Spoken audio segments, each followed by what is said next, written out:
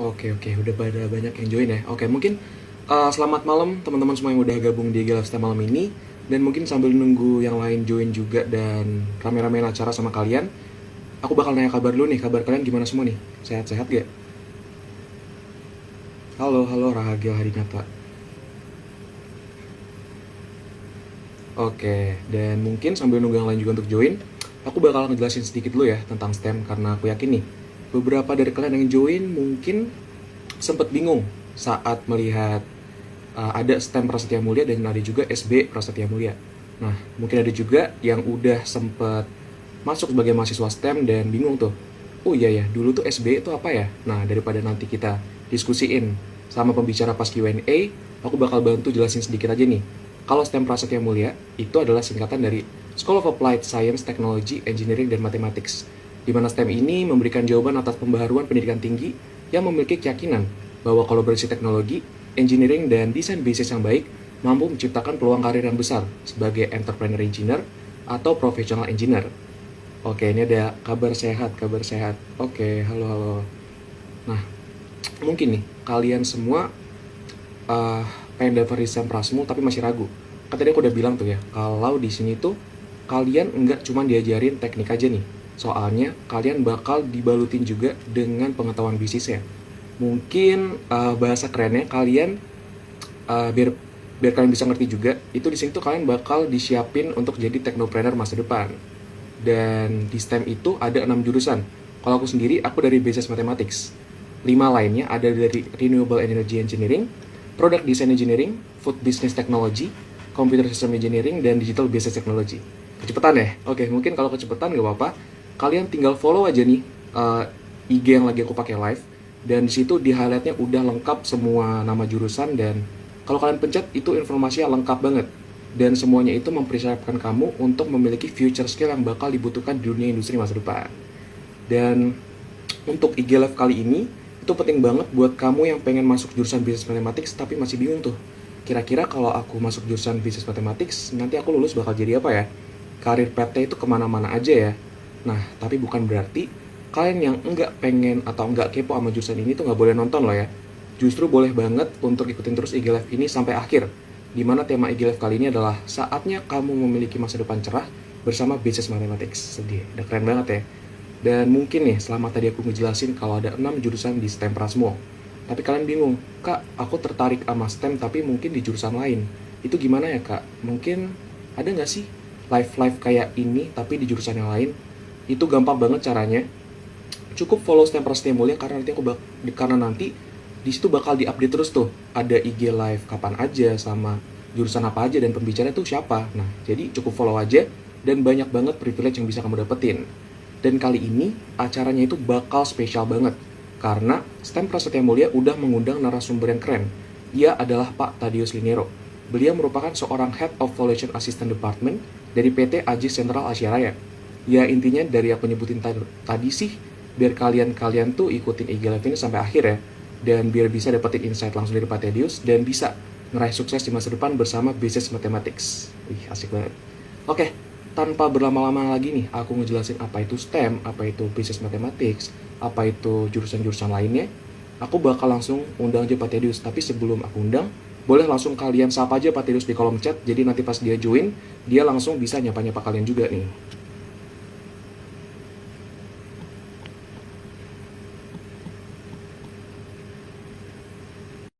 Dan selagi aku berdiskusi sama Pak Tedius, kalian juga bisa ya tuh udah mulai mikirin pertanyaan dan nanti saat ada sesi Q&A kalian bisa langsung drop pertanyaannya di kolom chat.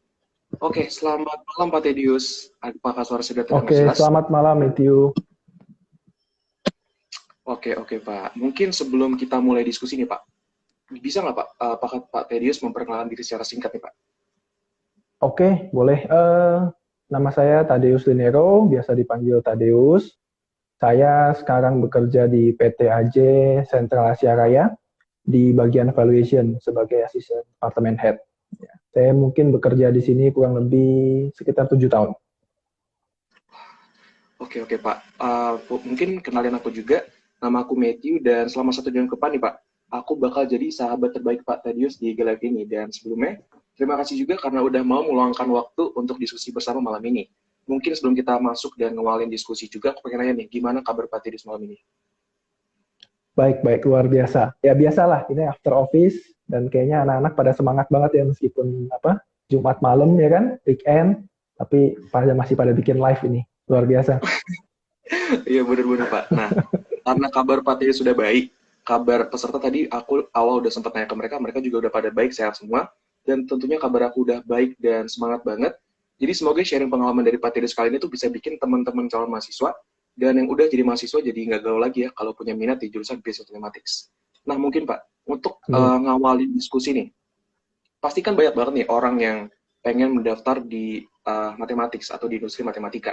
Dan mereka tuh bingung tuh, kira-kira aku bisa nggak ya survive di jurusan ini? Susah nggak ya nanti? Nah, itu aku pengen nanya nih, Pak. Apa yang akhirnya membuat Pak Thaddeus memutuskan untuk mengambil jurusan Financial Mathematics di Liverpool University? Jurusan Financial Mathematics ya. Sebenarnya gini, mungkin singkat cerita aja ya, kalau waktu saya ngambil kenapa jurusan Mathematics gitu. Jadi sebenarnya background saya itu waktu di SMA itu adalah di bidang IPA gitu. Jadi memang sebenarnya kita itu punya kendala waktu dulu ya, waktu zaman saya sekolah lah ya. Itu tuh mungkin program-program seperti itu masih kurang. Jadi waktu saya lulus SMA itu sebenarnya saya bingung, maksudnya mau kerja apa nantinya atau kuliah tuh jurusan apa yang bagus atau apa. Saya tuh jujur buta, buta akan kedepannya mau ngapain. Gitu, benar, ini jujur. Tapi satu hal cuman saya pikir gini, sudahlah saya kan di IPA, di Science, saya lanjut aja ke semua hal yang berbau Science. Gitu. Jadi sebenarnya saya mendaftarkan ke banyak universitas juga, dan saya ambil beberapa bagian, jadi nggak spesifik waktu itu ke matematik. Jadi saya ada ambil teknik elektro, waktu itu ada diterima di biotek juga, dan termasuk matematik salah satu yang saya pilih. Nah, namun ya setelah beberapa universitas itu menawarkan saya jurusan, pilih-pilih, lihat-lihat, akhirnya saya cuma ngerasa, kayaknya yang paling serak matematik deh. Jadi awal memulai dari, kalau zaman saya itu, kita coba dulu. Karena waktu itu saya punya pemikiran gini, kayaknya dasar dari semua sains itu matematik deh. Kayaknya saya kalau pergi ke yang paling dasar, ya pasti juga kemana juga bisa. Itu pikiran saya. Akhirnya saya ambil tuh matematik di awal. Seperti itu. Itu singkat cerita yang memang karena simple aja. Waktu dulu tuh zaman saya dulu simple. Jadi kayak belum kebayang ke depannya ngapain. Ambil dulu aja, masuk dulu gitu. Oke, oke, mungkin benar juga dan aku kayaknya juga kayak gitu deh Pak. Jadi ya mungkin banyak juga mahasiswa yang ngambil jurusan, sebenarnya bukan cuma matematika, jurusan lain juga sempat kayak gitu. Nah, ada nggak Pak pengalaman Pak Tedius sendiri dalam berkuliah di luar negeri dengan mengambil jurusan Financial Mathematics yang bisa dibilang unik atau mungkin uh, seru gitu yang bisa Pak Tedius berikan ke kita? Berkuliah dan di luar negeri. Sebenarnya ada dua ya. Antara sebenarnya kuliah di luar negeri nggak beda jauh sama di dalam negeri. Cuman biasanya tergantung tinggal di rumah atau ngekos gitu doang. Karena biasanya kalau ngekos itu kan ya sama lah kayak mungkin teman-teman banyak juga ya yang tinggalnya jauh kan, pasti mulanya kampusnya di BSD kan ya. Betul. Mungkin Iya Pak. banyak yang jauh dari BSD lalu ngekos di sekitar dari BSD. Ya suka dukanya itu gimana kita sebagai anak kuliah ya, kita udah mulai hidup mandiri, berbersih rumah sendiri, ya kan, apa-apa kita urus sendiri. Hal seperti itu juga pelajaran yang menurut aku pribadi penting ya. Karena maksudnya kita waktu dari SMA atau mungkin waktu SMP gitu masih high school, semua diurusin orang tua di rumah. Lalu gimana kita tuh benar-benar merasakan keluar dari rumah, ngurus segala sesuatu sendiri, mulai dari makan, bebersih, pergi ke sekolah, ya kan, ke kampus, nggak ada yang bangunin, kita semua harus self manage seperti itu. Nah itu dari sisi gimana kalian jadi mandiri gitu ya, kalau kalian banyak kampus gitu. Nah tapi kedua, kalau dari sisi mengambil jurusan financial matematiknya, jujur aku nggak tahu gimana di Prasetya Mulia sekarang. Cuman kalau dulu tren di tempat aku, pertama kali masuk ke jurusan matematik itu rame. Jadi ada ratusan. Jadi waktu aku masuk pertama kali itu mungkin 200, 250 murid satu batch. Itu tahun pertama. Tapi makin tahun, tiap tahun, itu jumlahnya turun. Sampai terakhir itu waktu aku mau lulus, itu tuh cuma tinggal sisa seratusan. Aku berharap itu nggak terjadi lagi ya, zaman sekarang. Karena kalau zaman dulu mungkin ya, pas zaman aku, jujur waktu aku kuliah belum ada gambaran. Misalkan lulus itu matematik kemana. Seperti itu. Belum ada gambaran jelas seperti itu. Jadi mungkin struggle-nya adalah banyak teman-teman dulu yang mungkin belum mendapat visi yang jelas tentang apa yang dia pelajari di jurusan matematik ini, itu nantinya buat kemana. Sehingga mereka cuma lebih melihatnya kayak, ini sebuah pelajaran yang struggle ya, ini pelajaran yang struggle ya, ini saya ngapain belajar ini, gedenya apakah hal ini bisa maksudnya membantu saya untuk bekerja atau mendapatkan uang, mereka nggak tahu. Sehingga akhirnya orang itu belajar seperti kayak, ya udahlah belajar aja yang penting buat lulus, belajar aja lah, semoga dapat nilai bagus gitu. Tapi mungkin kadang itu membuat motivasinya untuk beberapa orang turun dan drop. Nah akhirnya banyak yang jadi mulai bermasalah di pelajaran, mulai struggle, karena kalau kita tidak suka kan pasti nggak akan benar-benar masuk ya. Itu pelajaran nggak akan benar-benar masuk gitu kalau kita nggak suka. Nah, akhirnya itu yang terjadi, sehingga banyak yang drop out, sehingga banyak dulu, aku harap sekarang sih udah enggak. Tapi kalau zaman dulu itu, misalkan masuk jurusan matematik, pasti pertanyaannya gini, gede mau jadi apa? Pasti begitu. Sering banget dulu tuh kedengeran. Iya nggak? Aku nggak tahu kalau zaman kamu masih nggak ada omongan kayak gitu. Kayaknya udah enggak ya? Semoga Eh, enggak sih. Gitu. Jujur, waktu itu tertarik untuk masuk di bisnis matematik itu karena dengar kalau nanti jurusannya setelah lulus bakal jadi gampang jadi aktuaris. Itu jadi ada banyak yang buka lowongan gue, jadi tertarik gitu, Pak. Oke, sekarang mah berarti udah enak ya, udah ada pengarahan pasti. Ya dulu kalau aku belum. Jadi struggle-nya sebenarnya itu. Jadi pengalaman uniknya adalah waktu aku lulus, jujur aku sampai lulus pun gitu, sampai aku selesai tesis, aku ngeblank. Nanti kerja apa ya? Gitu. Aku masih belum tahu tuh. Gitu. Benar-benar modal nekat, kita lulus, kita lihat aja ada peluang di mana. Tapi waktu dulu, memang aku sadar di matematik itu juga memang sudah punya banyak peluang di bidang-bidang lain. Dulunya sih aku pikir ya udahlah mungkin masuk perusahaan, mungkin bagian operasional atau apa, apapun itulah seperti itu. Dulu seperti itu. Tuh. Oh, oke oke oke, baik Pak. Nah, mungkin tadi ngomongin kelulusan dari Pak Tedius ya. Nah, aku pengen nanya nih, gimana perjalanan karir Pak Tedius dari awal lulus kuliah sampai saat ini? Atau mungkin saat kuliah juga Pak Tedius sempat magang atau part-time beberapa tempat juga tuh Pak. Nah, ini memang ya mungkin menarik ya karena aku kan tadi bilang waktu aku kuliah aku aja nggak tahu lulus mau kerjanya bidang apa gitu kan. Mungkin ini juga jadi struggle teman-teman di bidang yang kuliah di matematik sekarang ya. Ada yang bingung mau jadi apa gitu ya. Eh, Jujur waktu aku kuliah, aku itu pernah sekitar 1-2 kali aku magang di perusahaan konsultan. Jadi seperti corporate financial consultant seperti itu.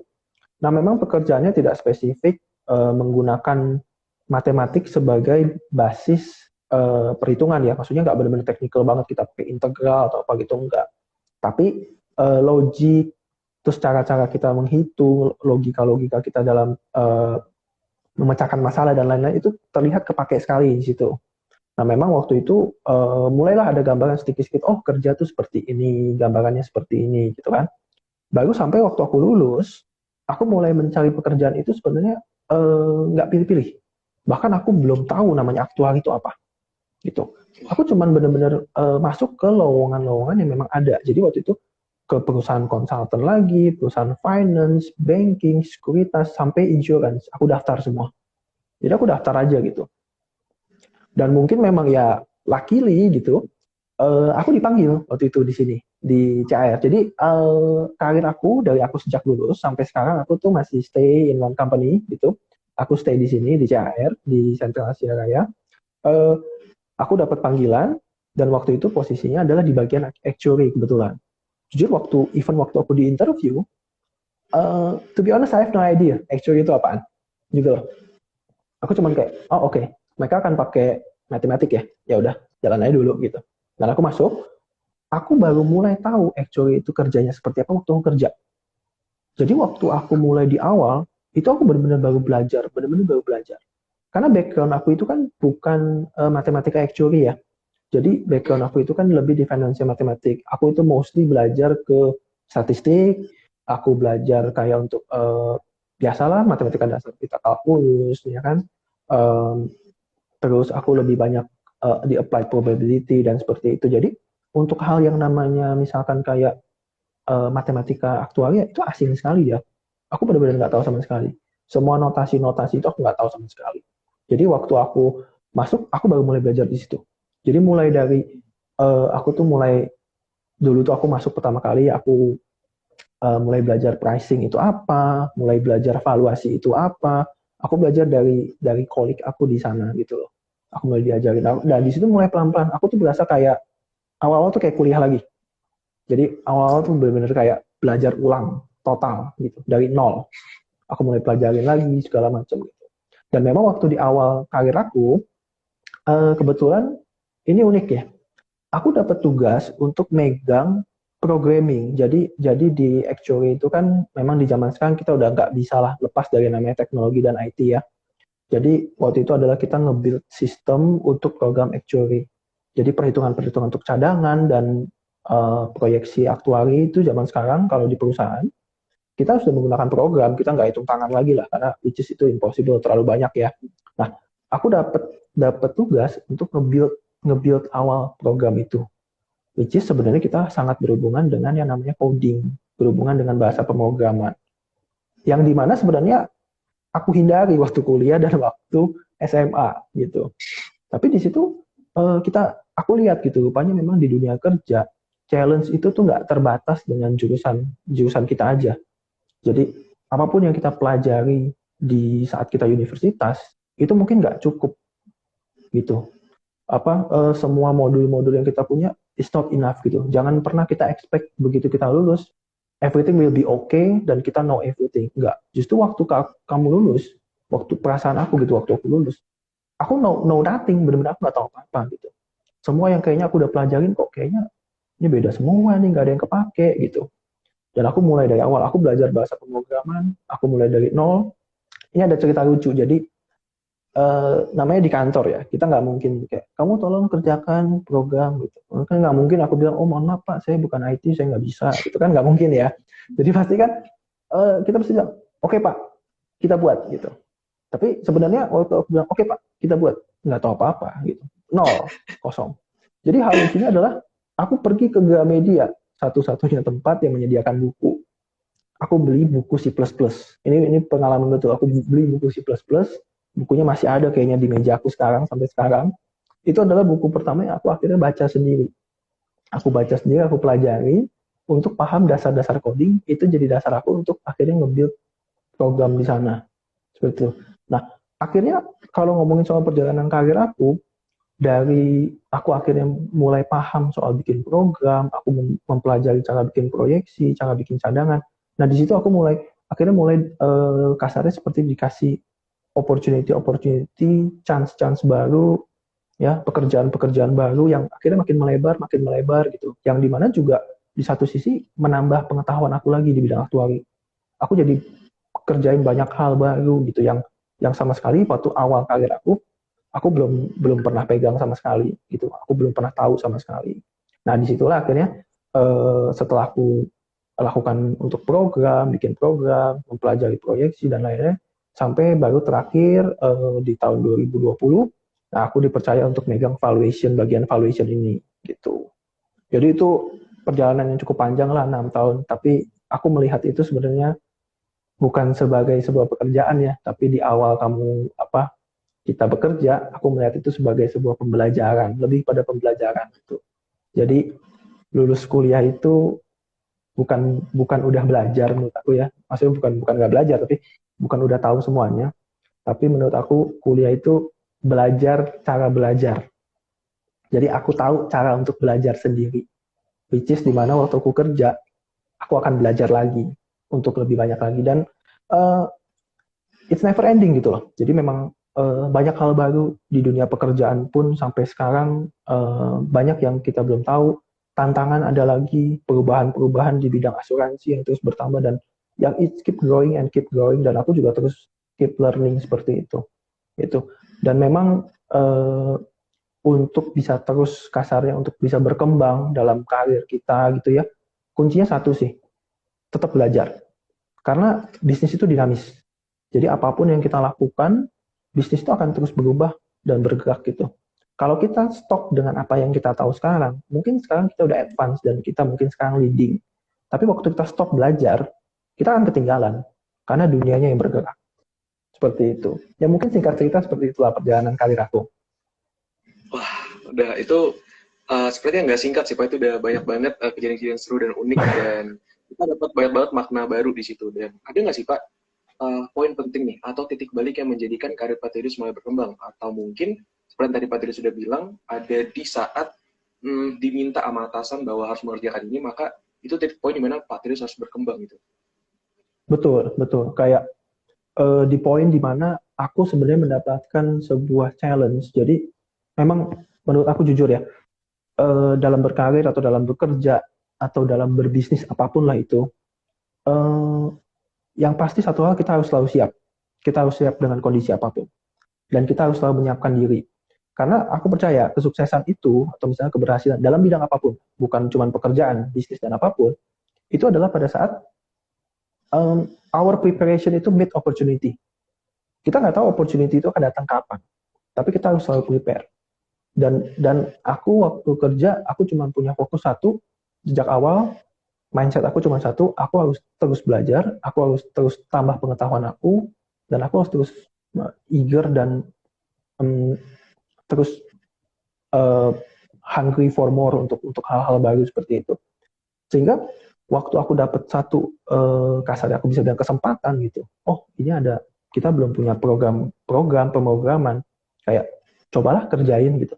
Ya aku benar-benar lakukan itu untuk lakukan di situ dan untuk bikin di situ, karena menurut aku itu adalah satu hal yang kayak, oh ini kesempatan aku juga untuk belajar, kesempatan aku untuk growing gitu.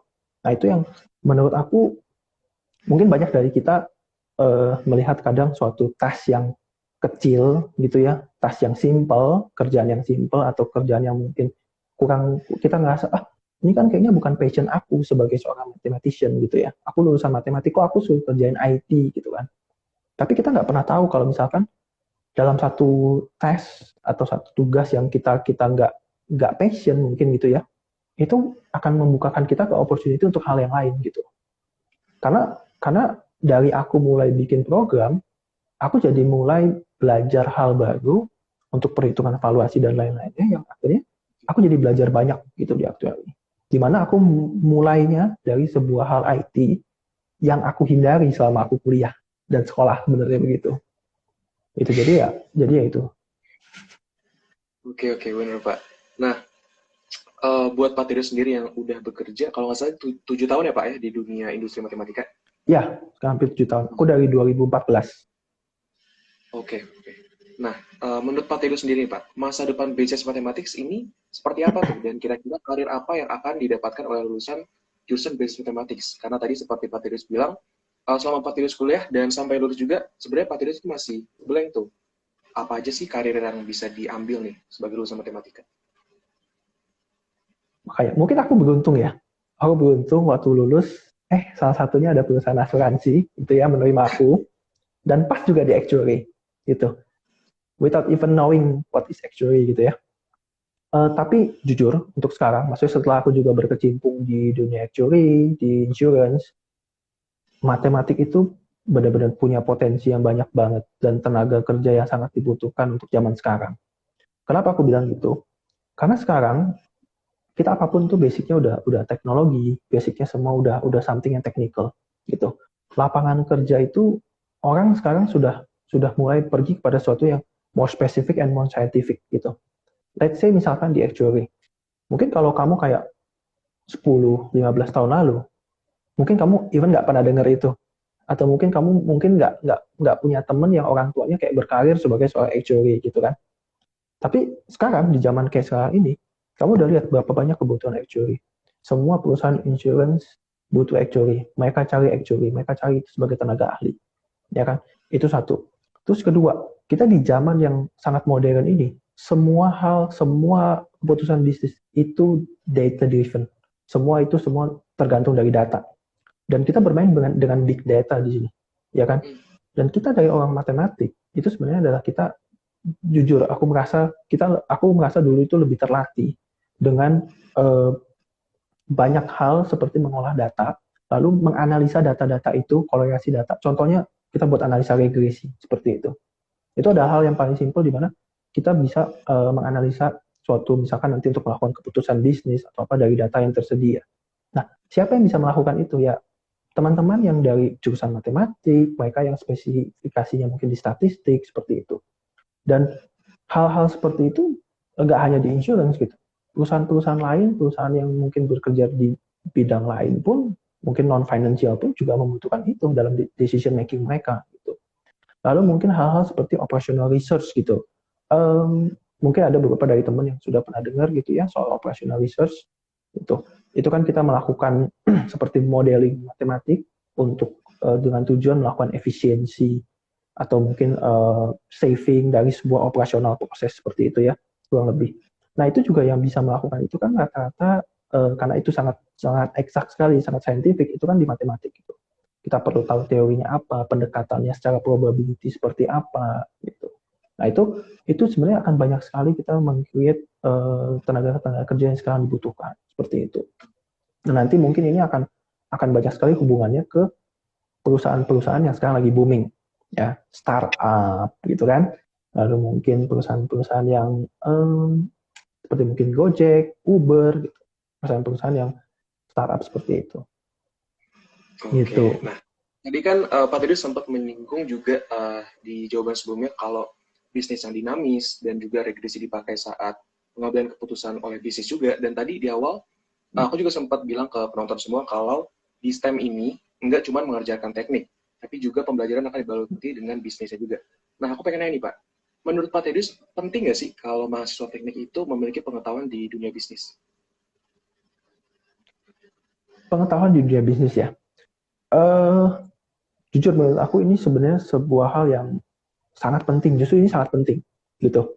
Karena balik lagi, apapun jurusan kalian, mungkin ya menurut aku most of the student akan masuk ke company dan bekerja atau mungkin akan bikin bisnis sendiri. Maksudnya ya mungkin kan ada orang yang memang kuliah tujuannya memang untuk research atau pengen jadi profesor, mengejar di benar-benar di dunia edukasi gitu kan. Tapi kan juga banyak yang ingin berkarir di company atau mungkin jadi entrepreneur gitu kan. Nah, pemahaman tentang bisnis itu jujur adalah menurut aku salah satu hal yang sangat esensial dalam apapun bidang kamu. Meskipun misalkan kita di bidang actuary gitu, yang mungkin pemahamannya secara general adalah kamu akan benar-benar deep sekali di matematik, kamu akan benar-benar melakukan banyak hitungan, hal-hal yang kamu pelajari selama di kampus itu adalah hal-hal yang kasarnya matematik banget gitu lah ya, ngelakuin perhitungan tabel mortalita, ekspektasi hidup, dan lain-lain ya kan. Nah, tapi jujur waktu kalian nanti akan mulai masuk ke dunia bisnis, yang akan ditanyakan itu bukan lagi kayak asumsi menghitungnya gimana, ini teknik menghitungnya gimana. Tapi dari segala hal yang kita lakukan, dari proyeksi yang kita lakukan, dari valuasi bisnis yang kita dilakukan, pasti nanti manajemen akan bertanya, impact-nya ke bisnis ini apa? Efeknya apa? Gimana cara kamu bisa bikin ini lebih baik? Kalau kita ada masalah kayak gini, apa solusi dari kamu? Jadi, kita tidak hanya harus bisa menghitung gitu ya, tapi kita harus bisa menjelaskan dengan bahasa yang awam, dengan bahasa bisnis gitu, apa yang terjadi dari angka-angka yang sudah kita hitung. Baikkah, burukkah, ya kan? Apakah ini ada warning atau something gitu? Apa yang harus dilakukan? Yang baik seperti apa? Nah, itu harus kita bisa jelaskan. Nah, tanpa pemahaman yang bagus di bidang bisnis gitu ya, itu akan sangat sulit sekali untuk kita lakukan. Bagaimana kita melakukan adjustment yang pas supaya misalkan marketing kita bisa jualan. Mungkin kita bisa menghitung dari sisi pricing, tapi kalau misalkan kita memahami nggak, oh marketing saya ingin segmen pasar yang seperti apa, menengah ke atas, menengah ke bawah, mungkin jadi kita bisa sesuaikan desain produknya seperti apa, lalu kita hitung. Tapi kalau kita hanya punya kemampuan menghitung tanpa memahami kondisi bisnis gitu, mau jual segmen menengah ke bawah, tapi pakainya produk yang sangat eksklusif sekali, yang harganya mahal, mana masuk gitu. Nah, hal-hal seperti ini, hal kecil, tapi sense of business ini sebenarnya sangat penting sekali. Gitu. Oke, jadi intinya penting ya Pak bahwa anak-anak teknik ini diisi dan disisipin pengetahuan bisnisnya juga ya? Penting sekali. Betul. Ini kan kampusnya sebelahan kan sama kampus bisnis kan, bisa ngobrol sama anak-anak bisnis, sering bertukar pikiran sama anak bisnis tuh. Pasti akan bagus sekali. Ya itu benar Pak, karena ya sebenarnya kita dalam satu lingkungan juga sih, jadi gampang gitu buat kita bakal deket sama anak-anak dari SBE-nya juga tuh dari Prasmo. Nah mungkin Pak, untuk pertanyaan selanjutnya nih, aku pengen nanya nih, di saat ini dan di masa yang akan mendatang, seberapa besar sih peluang bagi lulusan teknik atau lulusan dari STEM ini untuk berkecimpung menangani bisnis perusahaan, khususnya dari jurusan bisnis mathematics? Oke, mungkin ini berarti spesifik lebih ke perusahaan insurance ya. Atau mungkin aku ambil contoh tempat aku bekerja aja lah ya. Boleh, boleh Pak. Eh, Jujur kalau misalkan kita mau ngomong soal kayak seberapa besar kasarnya peluang bagi lulusan matematik itu ya untuk berkecimpung, itu sangat besar, sangat besar. Kenapa aku bilang sangat besar?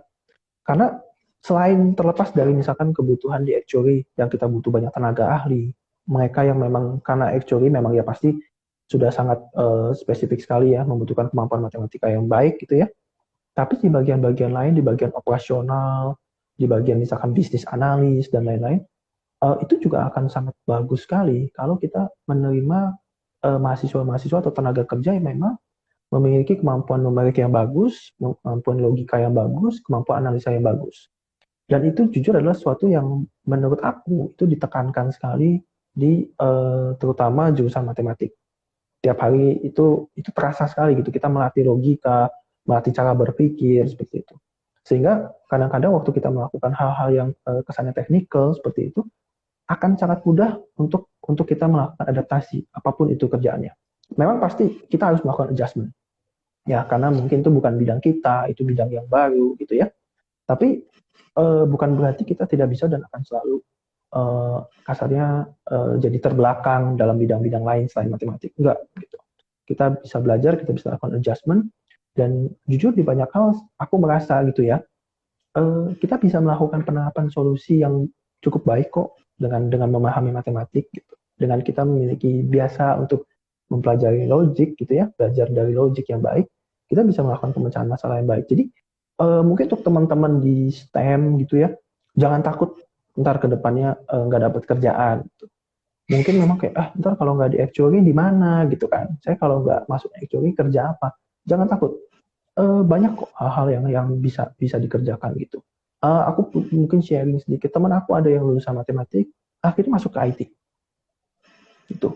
Ada yang di matematik masuk ke banking, masuk ke bagian treasury. Dia terus ada yang masuk ke bagian finance, ada yang masuk ke bagian investment gitu. Kemampuan mereka untuk melakukan perhitungan dan sensitivitas kita terhadap angka gitu, itu membuat kita jauh lebih teliti dan aware dengan angka-angka seperti itu. Ya kan, di finance juga kita pasti melakukan perhitungan misalkan seperti yield investasi dan lain-lain ya kan. Kita aware sekali dengan perhitungan-perhitungan seperti itu. Makanan sehari-hari lah istilahnya gitu. Jadi gampang untuk beradaptasi kok gitu. Yang penting nanti kita nambah ilmu aja, kita belajar lebih lagi seperti itu. Jadi ya teman-teman jangan khawatir kok. Mungkin aku beruntung masuk matematik terus dapat kerjaan, tapi teman-teman di zaman sekarang masuk matematik itu udah nggak salah gitu, karena peluangnya banyak. Gitu. Oke. Nah mungkin Pak, untuk penutup diskusi ini aku pengen nanya, ada nggak sih saran atau mungkin tips dari Pak Tedius bagi mahasiswa, terutama dalam memilih jurusan dan universitas? Jadi nanti mereka tuh nggak ada alasan kalau mereka tuh salah jurusan atau mungkin bahkan lucunya lagi sampai salah universitas tuh Pak, ada nggak tips sarannya? Salah jurusan atau salah universitas ya? Oke. Tipsnya sih satu, pertama, memang akan sangat baik sekali, tapi aku yakin memang dengan kemajuan teknologi dan dunia pendidikan saat ini, yang aku tahu anak-anak dari SMA pun sekarang sudah banyak sekali exposure dengan seperti career fair gitu kan, hal-hal seperti itu. Sehingga mereka mungkin nanti bisa tahu tentang kedepannya pekerjaan seperti apa yang harus mereka lakukan, jurusan-jurusan kuliah seperti apa gitu kan. Nah, jadi sebenarnya menurut aku yang paling penting pertama, sebelum kalian lulus kuliah, waktu kalian SMA, kalau misalkan ada kesempatan magang pada saat kalian mungkin masih SMA, lakukan. Lalu yang kedua, betul-betul cari tahu passion kalian di mana. Ya, jadi kayak apa yang memang kalian pengen gitu ya. Dan kayak ketiga, ini yang mungkin menurut aku paling penting ya.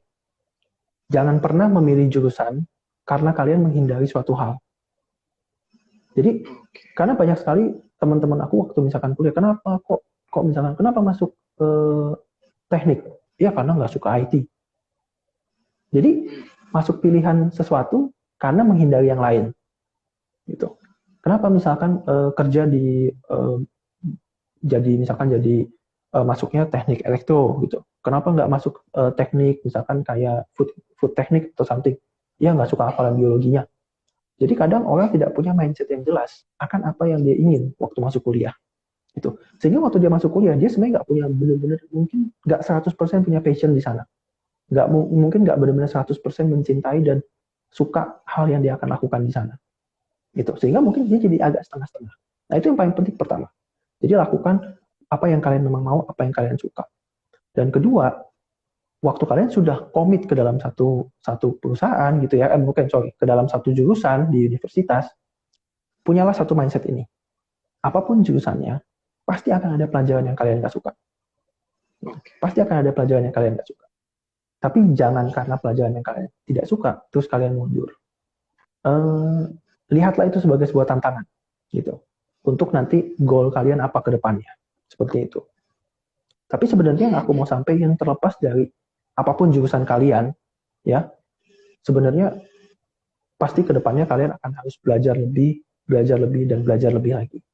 Tapi mungkin kalau mungkin karena ini sharing aku pengalaman dari matematik ya, aku kan juga nggak tahu kalau misalkan orang yang di jurusan lain. Tapi aku mungkin punya filosofi gini, masuklah ke jurusan yang susah. Masuklah ke jurusan yang susah dan ribet. Kenapa? Seperti contohnya matematik. Kenapa? Karena aku cuma punya mindset satu. Kalau nggak semua orang bisa lakukan itu, kalau semua orang nggak bisa lulus dari jurusan itu, dan kamu bisa, berarti kamu punya nilai plus dibanding orang lain, whatever it is. Itu yang aku pegang satu hal, gitu. Karena waktu aku masuk matematik, jujur, aku pun juga bukan orang yang punya nilai matematik itu 90, 100, 90, 100 waktu aku SMA. Even sometimes aku juga mepet-mepet gitu. Cuman waktu aku memilih science, ya karena aku pikir, dari IPA juga, masuk aja science gitu. Dan aku juga lihat, udahlah kenapa enggak, jalan aja, maju dulu, masuk dulu. Karena juga salah satu mindset aku gitu. Kalau aku bisa lakukan atau bisa lulus dari sebuah jurusan yang nggak semua orang bisa, aku pasti punya nilai plus whatever it is. Yang mungkin aku belum tahu, tapi mungkin one day kepake. Gitu. Itu yang aku pegang gitu.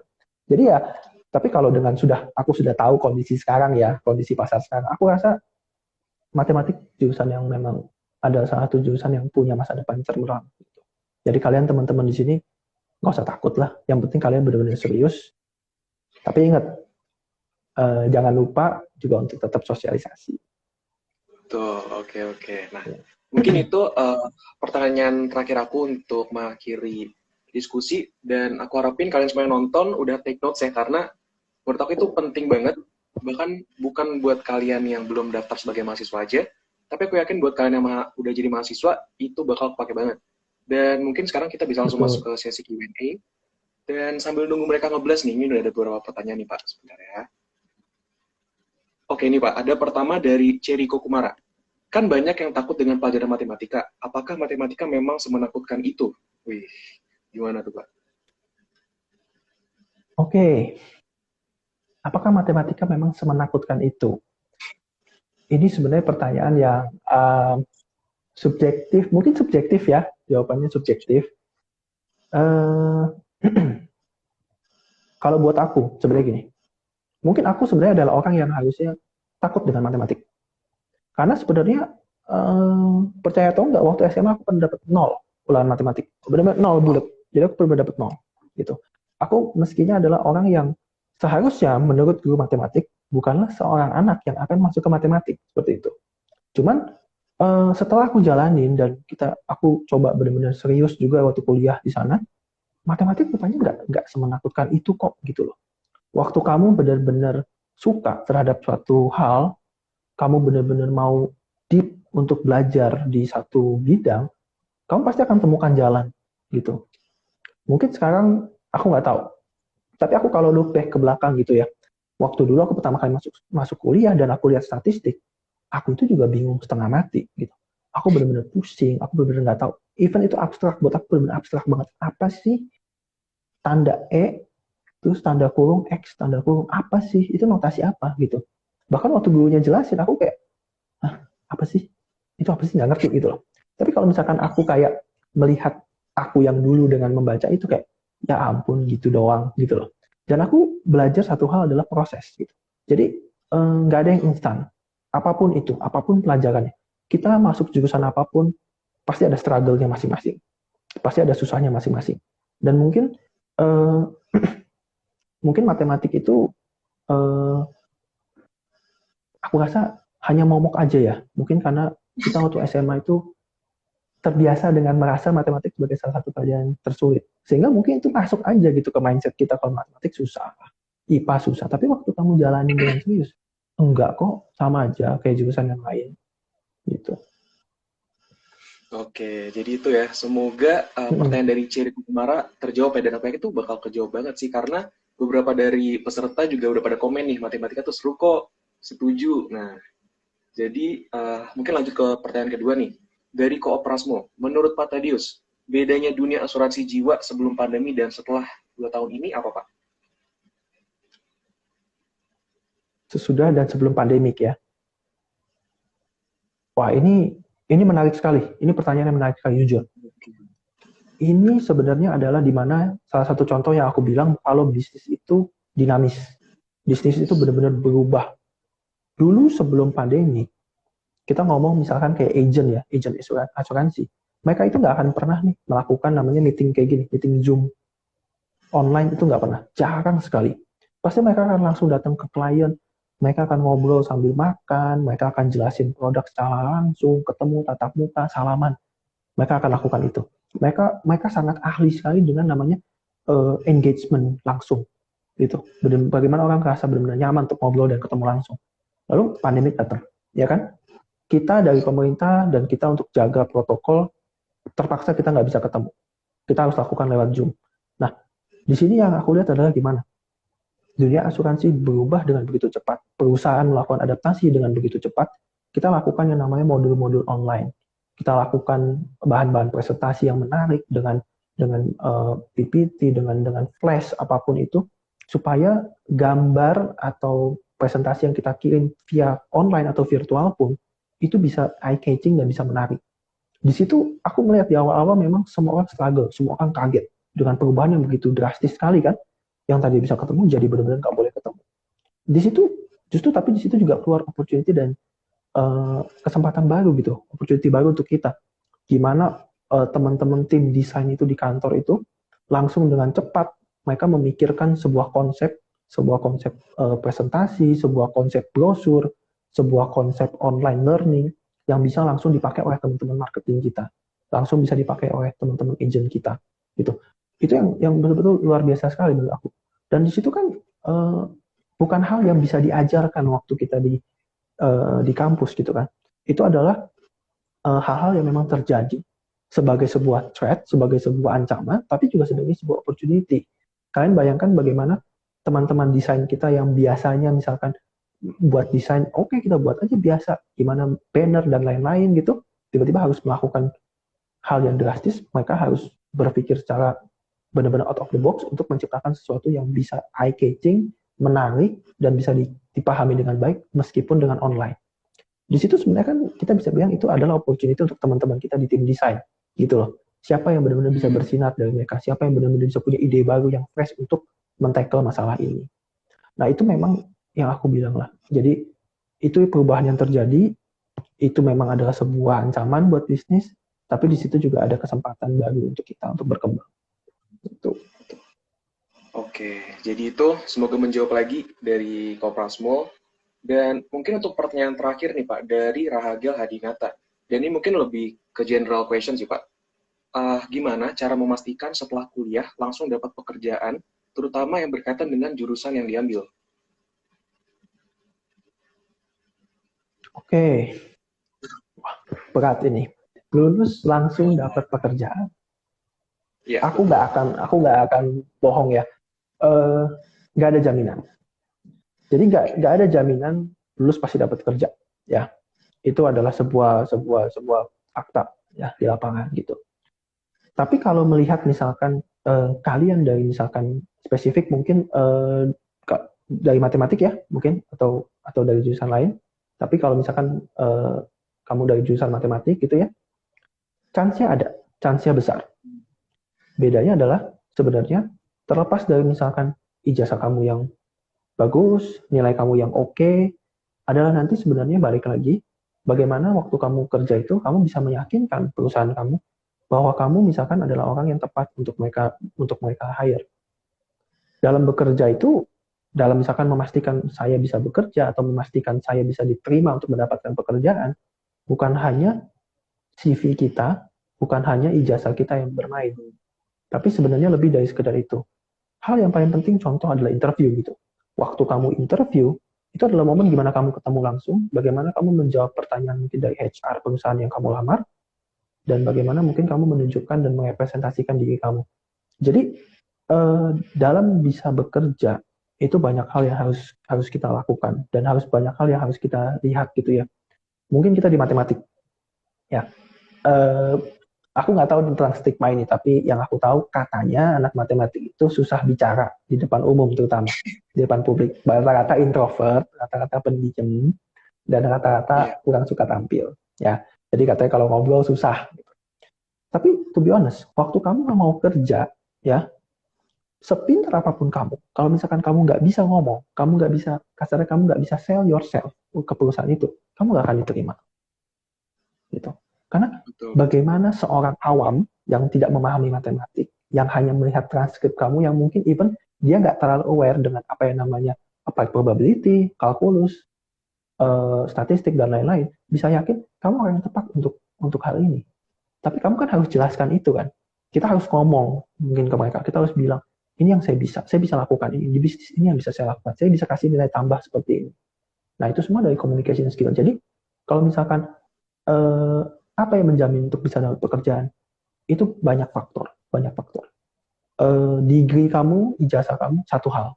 Tapi hal lain adalah bagaimana kamu bisa komunikasi, bagaimana kamu bisa memiliki interpersonal yang bagus, bagaimana kamu bisa menjual diri kamu, bagaimana kamu bisa berkomunikasi orang dengan baik, dan syukur-syukur bagaimana kamu punya koneksi yang baik. Karena kalau misalkan kamu punya koneksi yang baik, kamu punya teman yang baik, kamu punya kenalan, mungkin waktu lulus, misalkan let's say, misalkan aku ada kenal dekat dengan salah satu dari kalian gitu ya, mungkin waktu perusahaan membuka lowongan, mungkin aku akan telepon kalian secara personal. Aku tahu gimana kamu kerja, aku punya lowongan di sini, apakah kamu mau daftar atau enggak? Dan itu kan akan mempermudah kalian, sehingga tidak ada guarantee lulus dapat kerja, itu nggak ada, guarantee nggak ada. Punya higher chance untuk dapat kerja, bisa. Itu yang harus dipupuk gitu. Setelah kalian memupuk itu semua, ya semoga bisa mendapat kerja dengan baik gitu. Having higher chance lah gitu.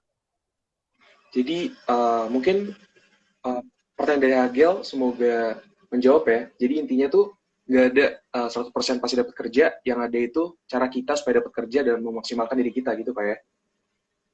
Betul. Nah, dan mungkin itu pertanyaan terakhir dari sesi Q&A ini, dan karena aku lihat banyak banget yang baru join juga. Jadi mungkin kalian semua bisa nanti selesai live ini langsung pergi ke STEM Prasetya Mulia, dan nanti di sana bakal ada video live ini. Jadi kalian bisa nonton lagi dari awal banget sampai akhir nanti. Dan mungkin semoga IG Live kali ini bisa bermanfaat dan membuat pencerahan bagi teman-teman semua. Dan jadi makin percaya diri nih untuk mendaftarkan diri di jurusan bisnis Prasetya Mulia. Dan mungkin sebelum menutup acara, aku mau ngingetin lagi kalau nanti bakal ada tes gelombang 4 yang akan diadakan pada tanggal 30 November 2021. Dan ada juga info sessionnya di tanggal 27 November. Jadi buat kalian semua, ayo daftarin diri, dan jangan lupa juga untuk sebarin informasi ini ke teman, keluarga, dan kerabat yang tertarik masuk jurusan Business Mathematics. Dan kalau misalkan teman yang kalian sodorin STEM ini bingung tuh, apa sih jurusannya ini, tuh kalian tinggal follow aja STEM Prasetya Mulia, karena itu udah jelas banget di highlight-nya, dan kalian langsung klik, itu udah jelas informasinya tentang apa sih jurusan ini, dan jurusan ini nanti bakal belajar apa aja ya. Nah, jadi mungkin sebelum kita tutup nih Pak, ada nggak sepatah mungkin atau dua patah kata yang ingin Pak Tirus sampaikan ke penonton semua? Oke. Mungkin kalau aku bilang ya, terutama apalagi seperti yang acara malam ini gitu ya, soal bisnis matematik, teman-teman jangan takut. Teman-teman jangan takut untuk kuliah matematik. Teman-teman jangan punya stigma takut nggak bisa dapat kerja atau apalagi. Matematik sudah berkembang segitu banyaknya di Indonesia terutama, bagaimana matematik itu mungkin bisa dibilang menjadi salah satu jurusan favorit sekarang, di mana lulusannya itu sebenarnya dicari, benar-benar dicari. Jadi aku nggak usah muluk-muluk gitu. Mungkin kalau aku lihat dari perusahaan aku sendiri gitu ya, dari kita di Sentral Asia Raya, itu bagaimana sebenarnya kita betul-betul juga mencari jurusan-jurusan teknik, terutama matematik gitu, untuk di bidang aktuari dan bagian-bagian kita lainnya. Gitu. Jadi untuk memberikan bagian bisnis analis atau apapun, kita sangat senang sekali untuk mendapatkan anak matematik. Kita melihat mereka memiliki logik yang bagus, pemikiran yang bagus, kreatif dalam problem solving, sehingga itu sebuah sebenarnya menurut aku sebuah chance juga bagi anak-anak lulusan-lulusan nantinya di STEM ini, di jurusan matematik, untuk bisa mendapatkan kerja. Karena bersandar dari pengalaman di perusahaan, kami juga sebenarnya sangat mencari sekali teman-teman dari jurusan matematik yang berkualitas seperti itu, gitu. Dan memang jujur perusahaan memang sangat juga memvalue sekali keahlian-keahlian tenaga ahli khusus seperti itu, gitu loh. Mungkin kalau aku sharing sedikit gitu ya, mencari aktuaris itu juga nggak gampang gitu ya.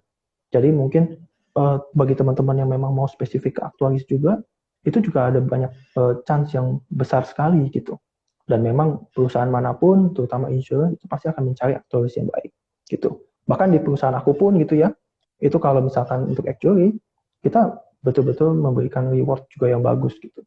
Dari misalnya sisi ujian, dari uh, sisi misalkan performance dan lain-lain. Bahkan kita bisa memiliki reward gitu ya, mungkin kalau aku boleh buka itu sampai 100 juta untuk ujian-ujian profesi seperti itu. Jadi jangan khawatir untuk masuk jurusan matematik.